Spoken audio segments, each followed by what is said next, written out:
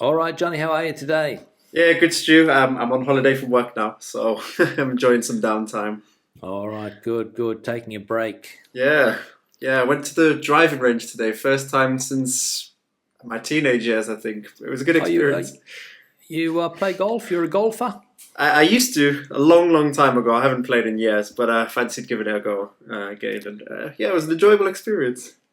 and is there well, there's not many golf courses in central Madrid. So did you have to go one on the outskirts in Alcobendas or somewhere? Where'd you go? Yeah, I went to the one in Alcobendas. Yeah, Okay, all right, good, good, good. I was yeah. going to say there's not too many in the centre of Madrid. I think they started to build one in the Canal Isabel II. I don't know whether they opened it up or not, or whether it actually is a golf course. But a couple of weeks ago, a guy was in court over corruption cases related to that golf course. So I don't know whether it's still up and running or not. But it's not easy to play golf in the centre of the city. It's not. I think I know which park you're talking about as well. The Parque Santander next to Rios Rosas, and That's the one. Yeah, it's the yeah, Canal no, Isabel II. Yeah. yeah, no, they're doing work in the park, but the golf course, no, it's not operational. There's only the little five-a-side football pitch down there. Oh, okay. Yeah, But yeah, yeah, yeah. yeah, for golf in Madrid, you got to go kind of Alcobendas, Arroyo del Yeah. Fresno, or down near the Casa de Campo. Yeah, on the outskirts. Yeah, That's it. That's it. Yeah. So golf in Madrid, and it's. I don't know whether it's a popular sport or not. I mean, I know it's popular in the south of the country. A lot of people come into Spain to play golf, but in Madrid, it's more of an upper class sport. I think it's not really as accessible as it is in some other parts of the world. No. well, even in other parts of the world, golf is it's an expensive hobby, and Well, yeah, but you've got a lot more public golf courses. Like in Australia, for example, in okay. my city, there's a lot of public golf courses where for $25 or $30 you can get 9 holes of golf in. Maybe a little bit more, maybe a little bit less, but in Spain or in Madrid at least, there's just not a lot of courses. No, Yeah, yeah, it's a shame, but that, hey, it is. But if you like to play golf, it's not easy. yeah, So what's on the agenda today? Oh, sorry, the heat wave, Johnny. Has it died down? yeah. It's starting to get a little bit cooler. The weekend was pretty intense, but yeah, the temperatures are starting to drop now. Um, Seems to be over. Fingers crossed, it's over. Yeah, it did get hot there for a while. That's it. Yeah, yeah, All right, good. So what's on the agenda? yeah. Let's get into it. So we'll start off with a report by BBVA Bank talking Yep. about the autonomous community GDP recovery level projection by Okay. 2022. Yep. So they said that Spain as a whole would be projected at 102% of its pre-pandemic GDP level by the end of 2022. Madrid and Catalonia were more or less at the average. Madrid was a little bit above, Catalonia a bit Yeah. below. The ones that stood out, Extremadura and Galicia at 103%. Okay. Yeah, so they're expected to bounce back quite strong. And then Asturias and Baleares, less than 100%, so they're expected to not have fully recovered still by the end of 2022. Okay. So Baleares, and what was the other one you said? Asturias. Why is that more tourism based or? Well, when I looked at the graph, I'll send it over to you and you can maybe put it in the video at the end. But Yeah. the regions that typically were below the Spanish average were the more tourist-based economies. So Mm. Andalusia was below. I think Canary Islands were third from the bottom. Yeah. Baleares, obviously, a tourist Yeah. destination as well. That's it. Yeah. Yeah. Yeah. Yeah. A lot of hotels there were shut for a long time, restaurants, bars, and I mean that's what the economy in those places is. It's very heavily tourism dependent. Yeah, yeah, Mm. it's the case, yeah. But Extremadura is an interesting one. What was the reason? Did they give any reason why that has recovered quickly or not? No, I didn't see any reason, but as I understand, there's a fair bit of industry maybe in Extremadura, and I there's don't maybe think farming. so. No? No, Okay. a lot of farming activity, yeah, Yeah. but I don't think there's a lot of industry. Maybe a couple of tomato factories. Yeah, okay. Must be mistaken on that one. But yeah, a lot of farming activity going on. Mm, mm. Galicia, an interesting one, obviously been for fishing, I suppose. Oh, okay, okay. Yeah. Yeah, that is the one of the main fishing ports of the country. A lot of the high quality fish comes from Galicia. That's right. Yeah. And of course, they probably have the Christmas season when everybody in Spain eats seafood. A lot of it is coming out of the Galician waters, I believe. Mm. That could be the reason. And the other places, Madrid and Barcelona, of course, being the two main economic engines of the country. Yeah. Yeah. That's it. But Barcelona also had quite a strict lockdown, I think, more so than Madrid. I remember talking about it back in the day that a lot of businesses there were closed, especially hospitality and things like that. So it's interesting to see that their economy has also recovered quickly. Yeah, still below the Spanish average, but projected to be back above. Yeah, it's interesting what you say about the lockdown. I had a friend from Barcelona who came to Madrid on a work trip. This was during Barcelona's lockdown period and Madrid's pretty open period, and the contrast for him was mind blowing. Yeah, well, Madrid didn't lock down at all. Basically, they there were parts of the city. Yeah. That's it. I mean, maybe your neighbourhood was locked down, Johnny, or the next one, or the one next to you, but the city in general wasn't, and people could go to work without too many hassles. Whereas in Catalonia, I think that wasn't the case. It was a lot stricter there. Yeah, definitely was the case. Yeah. So the economy's recovering, yeah. Mm-hmm. And the European money's coming into the country now, I believe. Yeah, that could be another factor as well, accelerating this recovery. That's right. All right, good. What's next? Okay, next topic, we've got new business registrations in July. So 8,500, more or less, new companies were registered in July this year. Which is an 11.4% growth on July last year and 7.6% growth on July 2019. So entrepreneurship may be taking off finally. Well, yeah, probably a combination of different things. Mm-hmm. A lot of people lost their jobs during the pandemic. Yeah. No other choice but to open a business, I suppose. That could be one reason. Do they give any what the sectors are or not really? They didn't, but I would be really interested to know, is there any new businesses you've seen that spring to mind that have been about very recently? Well, I can't think of too many businesses that are popping up, that you see at a street level. But I know that during the last construction boom, there were a lot of people registered as small companies, self-employed, that were working directly or indirectly in the construction industry. And I suppose that could be one of the reasons if a lot of this European money, as I said before, starts going into that sector, because as we know, there's an ecological transition on at the moment. A lot of solar panels being put up on businesses, on buildings, to make the older buildings more efficient.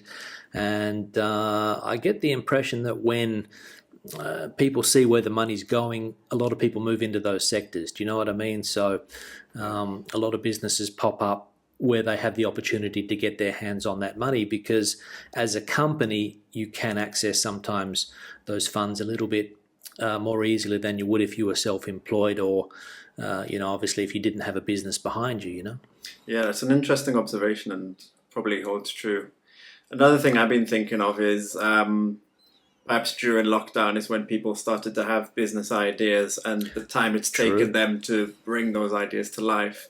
Obviously didn't happen overnight, it probably took some time, and then maybe now this is where ideas spring into fruition and come to life.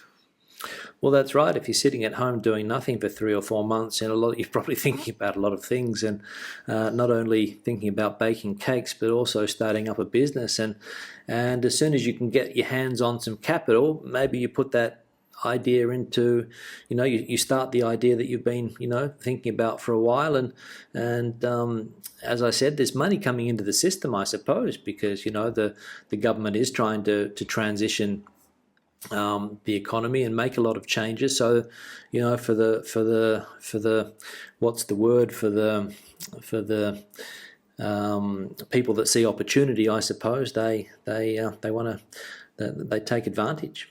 Yeah, you could say opportunists, but it seems a bit It seems a bit of a negative, has a bit of a negative I connotation. was probably thinking more along the lines of shrewd, people that sort of see where the money's going, because we're talking about billions of euros, right? At the end of the day, I mean, I saw the other day that some 9 billion euros is the first lot that's come into the country. There's going to be 70 billion euros in total, and the money has to be spent somewhere. So it goes to the autonomous communities as well. So Madrid gets a part, Murcia gets a part, Castilla y León gets a part, and there's more money coming into these places all the time. So shrewd businessmen see those opportunities and try to take advantage of it, because, I mean, you'd be crazy if you didn't, right?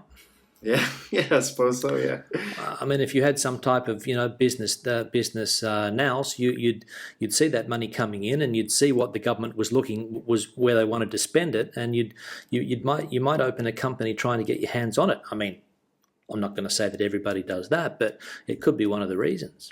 yeah. I suppose you'd obviously have to have some kind of expertise or be able to access the expertise within the sector that you want to go into. But well, that's right. That's right. Or maybe you had experience from the last. I don't want to talk too much about construction, but maybe you were in the construction business before, or you had an idea about solar panels in 2004 when the last money was around for that industry, and now you've started the idea up again. yeah. Yeah, you've also potentially got probably a lot of content creators have launched businesses as well. Obviously, through the lockdowns, people have been on Instagram, on TikTok, maybe quit their jobs to do their own thing based on their specialization. Probably doesn't account for a huge part, but maybe in some part it accounts for. Well, I don't know. I don't know if it's easy to make money on social media, to be honest. I think a lot of people have ideas that they want to become Instagrammers or YouTubers or whatever, but and maybe the idea is there, but it's not easy to do. It's probably easier just to try to start something else. Or to be honest, Johnny, I don't know. All right, so what's next?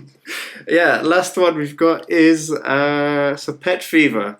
So there was an article by Expansión, which I couldn't get the whole article, but had a look around the internet and got some more stuff about it. I think what I got from this Expansión article is that 40% of households in Spain now have pets. My observation... 40%?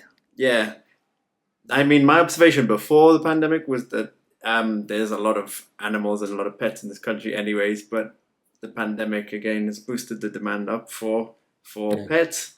It seems various reasons involved. Yeah. Yeah. Well, so you'd say that you'd notice more pets in Spain than in England or France when you lived there? Yeah. Well, I suppose in Spain, you got a bit more of an outdoor lifestyle, so it's easier maybe to take your dog out. And you can do it in England, but your dog's going to come back wet and muddy probably more often than not. Okay.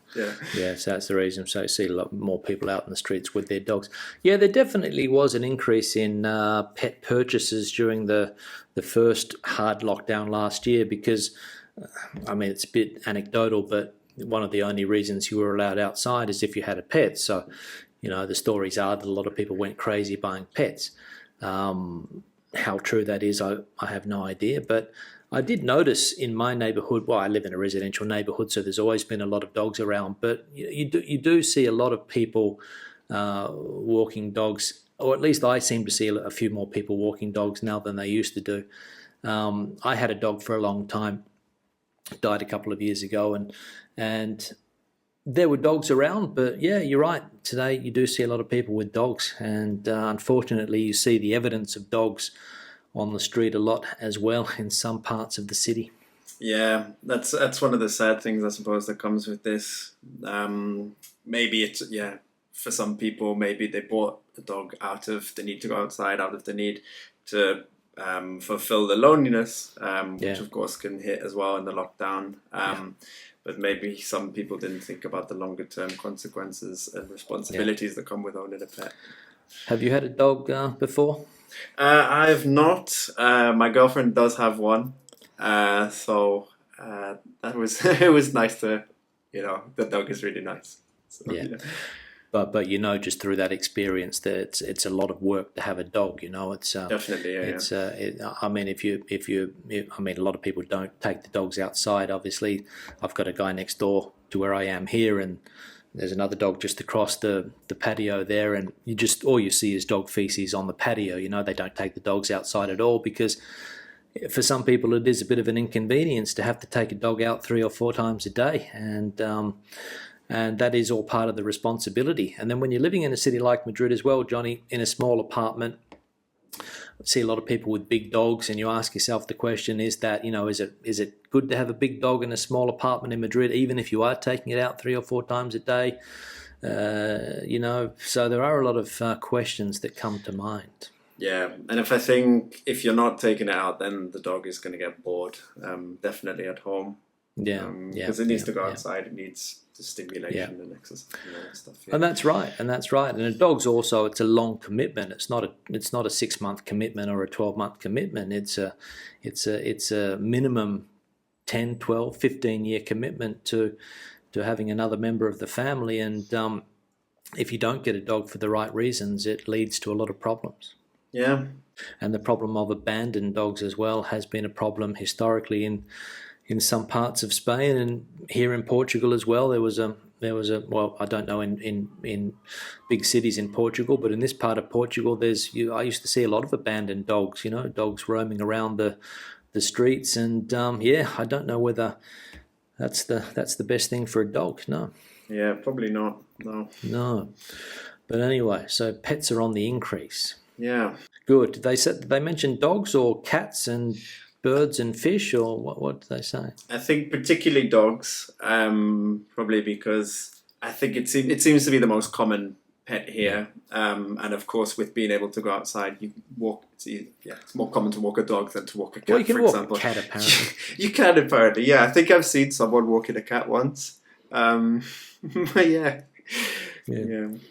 Yeah, I know that you can, because I had a viewer last year who sent me a picture of his cat with a leash on, going for a walk. So I know that it is possible, but I mean, you do see more dogs going for walks, honestly speaking, right? Yeah, I think cats are a bit more independent as well. They are. It's an dogs, independent creature, whereas dogs are very dependent. That's right. Yeah. Yeah. So hopefully we don't have hopefully next year we're not reading about an abandoned dog crisis in Spain as a result of all of the extra people buying dogs. Hopefully. Yeah, fingers crossed. Yeah.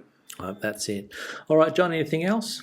Well, there was one other story, but I didn't get to look into it too much. Is that Correos are looking to leverage blockchain technology to introduce crypto stamps. Crypto stamps, all right. Yeah. But yeah, I read in this article where it says about the Austrian post office and another country as well, I think, is looking to leverage blockchain technology, Ethereum, to bring in something similar.